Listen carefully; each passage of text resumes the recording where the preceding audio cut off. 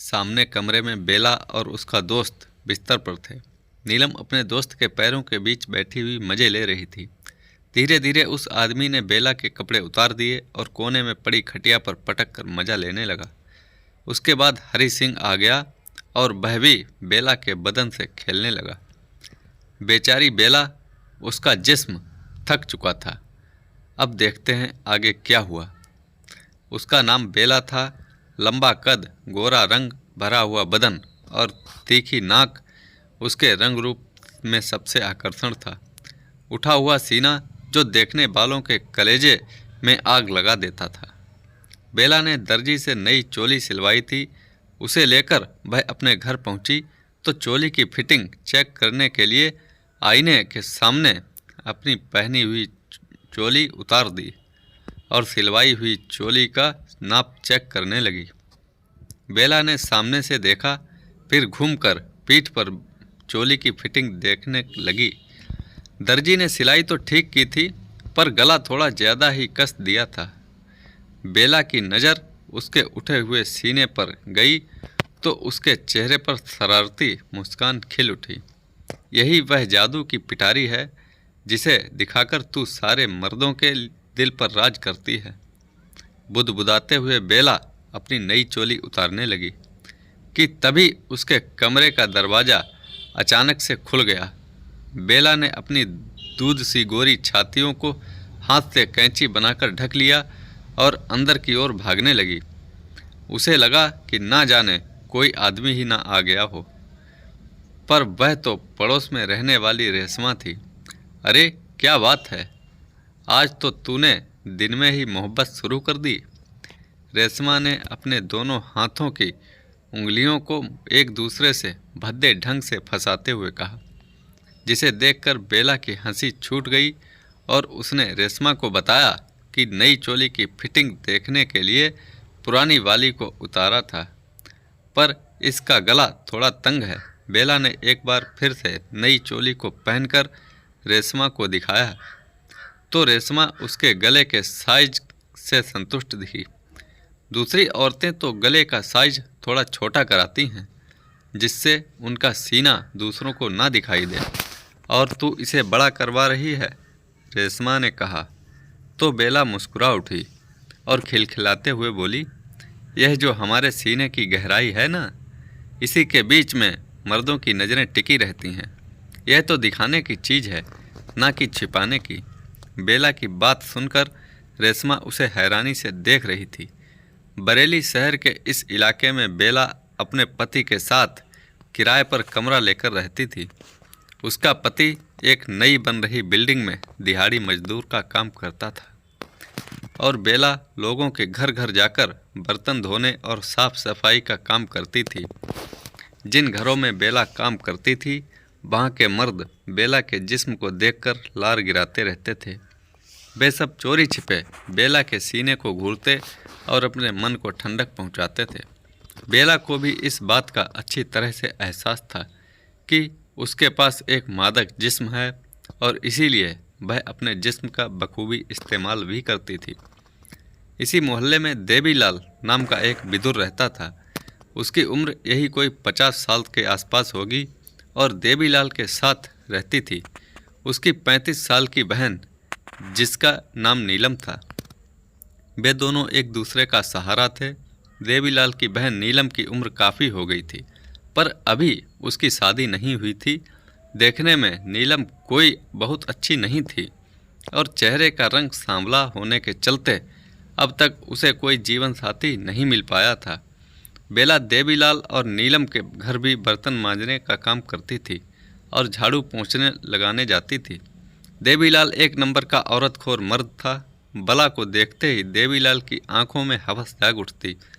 बेला भी उसकी नज़रों को अच्छी तरह पहचान गई थी और इसीलिए जब भी वह झाड़ू लगाती तो जानबूझकर अपनी साड़ी का पल्ला गिरा देती, जिससे उसकी चोली के अंदर से उसकी सारी गोलाइयाँ झलकने लगतीं, जिन्हें देखकर देवीलाल मन ही मन खूब आहें भरता था। एक शाम की बात है, जब बेला देवीलाल के घर पहुंची, नीलम शायद कहीं बाहर गई हुई थी। देवीलाल घर में अकेला था। उसने बेला को देखते ही चाय की फरमाइश की। बेला किचन में जाकर चाय बनाने लगी कि तभी देवीलाल पीछे से आ गया। उसके हाथ में कुरियर वाले का एक बंडल था, जिसे दिखाते हुए देवीलाल ने कहा, मैंने ये कपड़े ऑनलाइन मंगवाए हैं, तुम पहनकर देख लो, शायद तुम पर वे अच्छे लगें। बेला ने देवीलाल के हाथों से पैकेट ले लिया और उसको खोलकर देखने लगी। उस पैकेट के अंदर से औरतों के छोटे कपड़े निकले। बेला ने अपने मुंह पर हाथ रखते हुए कहा, दैया रे दैया, ऐसे कपड़े हम तो कभी ना पहने। बेला की बात सुनकर देवीलाल ने कहा, अरे अब नखरे मत करो, इन्हें पहन भी लो। देवीलाल की बात सुनकर बेला ने कहा, ऐसे कपड़े तो मॉडल पहनती हैं, जिसके बदले में उनको ढेर सारे पैसे मिलते हैं। अगर मैं पहनूं तो मुझे क्या मिलेगा। बेला की बात सुनकर देवीलाल ने कहा, जो तेरी मर्जी हो ले लेना। देवीलाल की बात सुनकर बेला ने वह पैकेट हाथ में लिया और मुस्कुराते हुए एक कमरे की ओर बढ़ गई। फिर दरवाज़ा अंदर से बंद कर लिया। कुछ देर बाद दरवाज़ा खुला तो बेला लाल रंग की ब्रा पैंटी में उसके सामने खड़ी थी। उसने एक मदमस्त अंगड़ाई ली, जिसे देखकर देवीलाल पर पागलपन सवार हो गया। उसने बेला को गोद में उठाया और बिस्तर पर पटक दिया, फिर उसे बेतहाशा चूमने लगा। देवीलाल ने बेला के सीने के बीच में अपने सिर को घुसेड़ दिया और उसके हर हिस्से को चाटने लगा। बेला भी सिसकियां भरने लगी और देवीलाल की पीठ पर अपने हाथों से खरोंचने लगी। देवीलाल ने बेला के बे छोटे कपड़े उतारने में देर नहीं लगाई और फिर कमरे में गर्म सांसों के गूंजने से वहाँ का तापमान बढ़ गया।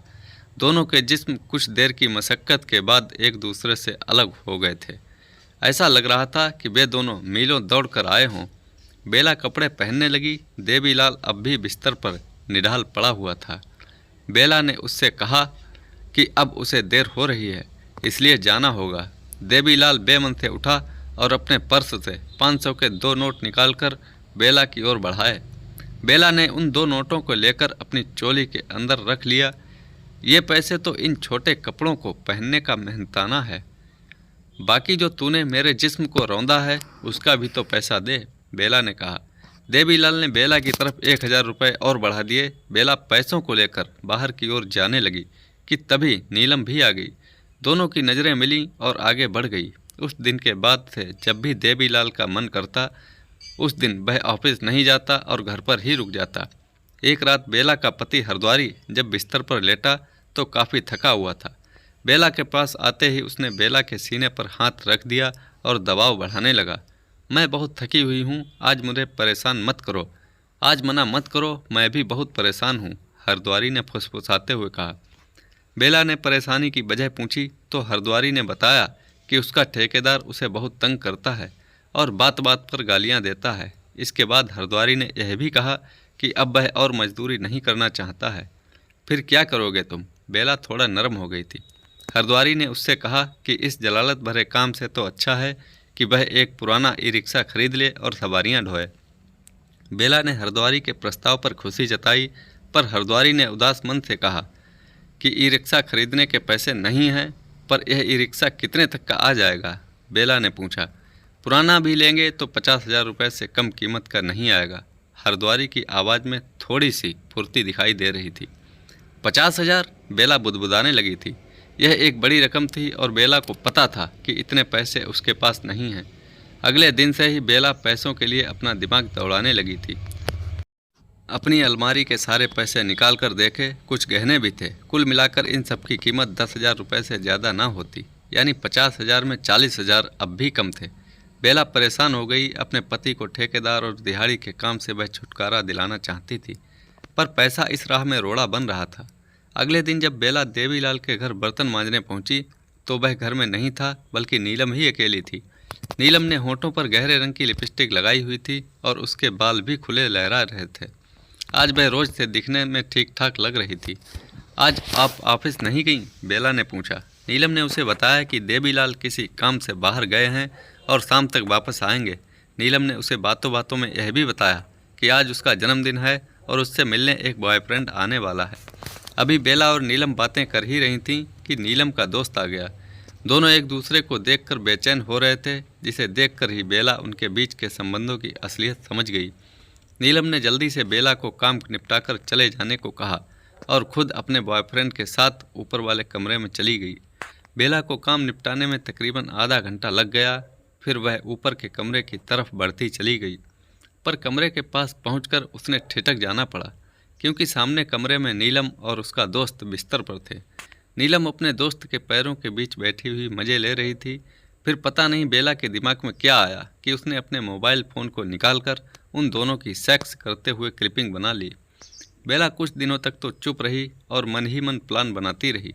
फिर एक दिन जब वह नीलम से मिली तो उसने नीलम को उस वीडियो की क्लिप दिखाते हुए कहा कि 40,000 रुपयों की मांग करी और नीलम के द्वारा उसे पैसे नहीं दिए जाने पर यह वीडियो सोशल मीडिया पर वायरल कर देने को कहा। बेला की बात सुनकर नीलम ना तो डरी और ना ही शर्माई, बल्कि हंसते हुए कहने लगी, मुझे इस बात से कोई फ़र्क नहीं पड़ता कि तुम यह वीडियो सोशल मीडिया में फैलाओ, समाज और आस पड़ोस वालों को दिखाओ। मैं किसी समाज से नहीं डरती। कौन सा समाज? वही समाज जिसने मेरे सांवले रंग के चलते मुझे आज तक कुंवारा रहने पर मजबूर कर दिया। नीलम गुस्से में आ गई थी। वही समाज ना, जहां आए दिन लड़कियों का रेप होता है और समाज सिर्फ मोमबत्ती जलाकर राजनीति करता है। और वैसे भी मैं तुम्हें बता दूं कि मुझे इस बात से कोई फ़र्क नहीं पड़ता कि तुम देवीलाल भैया को यह बात जाकर बता दोगी। मेरे और मेरे दोस्त के संबंधों के बीच उन्हें सब पता है और हम दोनों को समय देने के लिए ही वे बाहर चले जाते हैं। इतना कहकर नीलम सांस लेने के लिए रुक गई। बेला उसकी बातें सुनकर हैरान थी। उसके प्लान पर पानी फिर गया था। उसने सोचा था कि नीलम को ब्लैकमेल करके वह कुछ पैसे की उगाही कर लेगी, जिससे उसका पति ई रिक्शा खरीद सकेगा। पर यहाँ तो मामला ही उल्टा पड़ गया था। हरद्वारी बेमन से मजदूरी करने जाता था और मुंह लटकाकर वापस आ जाता। पैसे का कोई इंतजाम ना होने के चलते बेला कुछ दिन परेशान रही। फिर उसने एक दिन देवीलाल से 40,000 रुपयों की मदद मांगी। देवीलाल ने बेला को साफ मना करते हुए कहा कि अगर 2-4 हज़ार रुपयों की बात होती तब तो वह जुगाड़ कर सकता था, पर 40,000 रुपये तो बहुत बड़ी रकम होती है। पर बेला की मदद करने के लिए देवीलाल ने उसे एक आदमी का पता और फ़ोन नंबर देते हुए कहा, यह आदमी एक नंबर का जिस्म का भूखा है। अगर तुम इस आदमी को अपने जिस्म के जाल में फंसा लो और उसके साथ हम बिस्तर हो जाओ तो वह तुम्हें यह रकम भी दे सकता है। बेला के सामने और कोई रास्ता तो था नहीं, इसलिए वह दिए गए पते पर जा पहुंची। यह वही जगह थी जहां पर उसका पति मजदूरी करता था और जिस आदमी से उसे मिलना था वह भी ठेकेदार था, जो उसके मर्द को गालियां देता था। उस ठेकेदार का नाम हरी सिंह था। बेला को अपने सामने देखकर उसके मुंह में पानी आ गया। कभी वह बेला के सीने को घूरता तो कभी उसकी नाभि को। फिर वह बोला, रात भर के कितने पैसे लोगी? बेला को कुछ समझ नहीं आ रहा था कि वह क्या बोले। फिर भी उसने 40,000 कहा। अपने आप को कहीं की हीरोइन समझती है? 40,000 जानती भी है कि कितनी बड़ी रकम होती है? कि हरी सिंह आंखें निकालता हुआ बोल रहा था। बेला वहाँ चुपचाप खड़ी थी। कुछ देर बाद हरी सिंह बोलने लगा, हाँ, पर एक तरीका है। हरी सिंह की यह बात सुनकर बेला की आंखों में चमक आ गई और उसके कान हरी सिंह की बात सुनने को आतुर हो उठे। माल तो तू भी बढ़िया है, इसलिए कहता हूँ कि मेरा एक दोस्त और भी है। अगर तू हम दोनों को बारी बारी से खुश करती रहे तो हम लोग तुझे पैसा इकट्ठा करके देंगे। बेला के सामने और कोई रास्ता ना होने के चलते उसने हामी भर ली। हरी सिंह ने उसे अगले दिन शाम को उसी जगह पर बुलाया और हवस का खेल शुरू हो गया। उस कमरे में हरी सिंह और एक नया आदमी बैठे शराब पी रहे थे। बेला उनके सामने गई तो हरी सिंह ने कहा, आज तुझे पहले इन्हें खुश करना है, मेरा नंबर तो इनके बाद आएगा। दूसरा आदमी बेला के जिस्म पर अपने हाथ फिराने लगा था। जाहिर सी बात थी कि बेला को इस बात से कोई कोफ्त नहीं हो रही थी।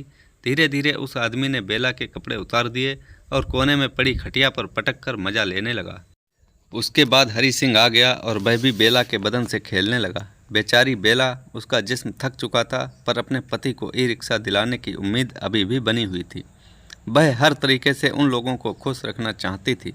यह तू रोज़ शाम को देर से क्यों आती है? हरद्वारी ने पूछा। बस यूँ समझ ले कि तेरे ई रिक्शा के लिए मेहनत कर रही हूँ, बेला ने कहा। अब तो हरी सिंह पैसों का लालच देकर बेला को वक्त बेवक्त बुलाता और उसके जिस्म से खेलता। बेला ने कई बार पैसे भी मांगे, पर हरी सिंह हर बार टालता रहा। बेला समझ गई थी कि हरी सिंह उसकी मजबूरी का फ़ायदा उठा रहा है, इसलिए उसने उंगली टेढ़ी करने की सोची। और जब एक दिन हरी सिंह ने बेला के साथ मज़े कर रहा था तो चुपके से बेला ने उसकी मज़े की वीडियो बना ली और खामोशी से घर चली गई। 2 दिन बाद बेला हरी सिंह के अड्डे पर पहुंची और वीडियो क्लिप उसे दिखाते हुए बोली, मुझे मेरी मेहनत के पैसे दे दो, नहीं तो मैं यह क्लिप तुम्हारे बीवी बच्चों और मोहल्ले में सबको दिखा दूंगी। बेला ने चीख कर कहा तो थोड़ी देर के लिए हरी सिंह और उसका दोस्त सहम गए, पर अगले ही पल वे दोनों ज़ोर ज़ोर से हंसने लगे। तू हमारी वीडियो बनाकर हमें ब्लैकमेल क्या करेगी? हम तुझे बताते हैं कि वीडियो कैसे बनाई जाती है। हरी सिंह बोला और तेज़ी से उठकर बेला के शरीर पर कपड़े हटाने लगा। पर आज बेला आर पार के मूड में थी, सो वह विरोध करने लगी। हरी सिंह का दोस्त मोबाइल के कैमरे से यह सब शूट करने लगा। हरी सिंह जबरन बेला के साथ मज़े की कोशिश करने लगा और जब तक उसका जी नहीं भरा वह बेला के शरीर पर जुटा रहा। अब मैं यह वीडियो इंटरनेट पर डालकर पैसे भी कमाऊंगा और तेरे पति को भी दिखाऊंगा, ताकि तू हमसे आइंदा पैसे की डिमांड ना कर सके, हरी सिंह बोला।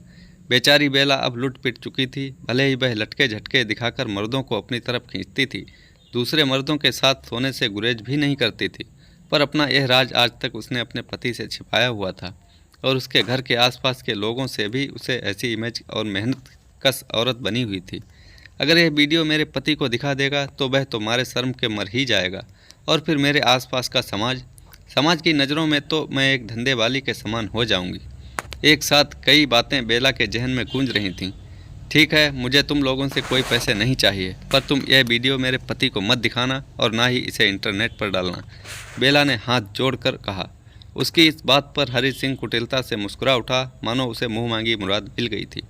एक तरफ बेला थी जिसने पति और समाज के डर से हरी सिंह से पैसे लिए बिना अपनी इज्जत को बचा लिया था। वहीं दूसरी तरफ देवीलाल की बहन नीलम थी जो बिना समाज की चिंता किए अपने बॉयफ्रेंड के साथ मज़े कर रही थी।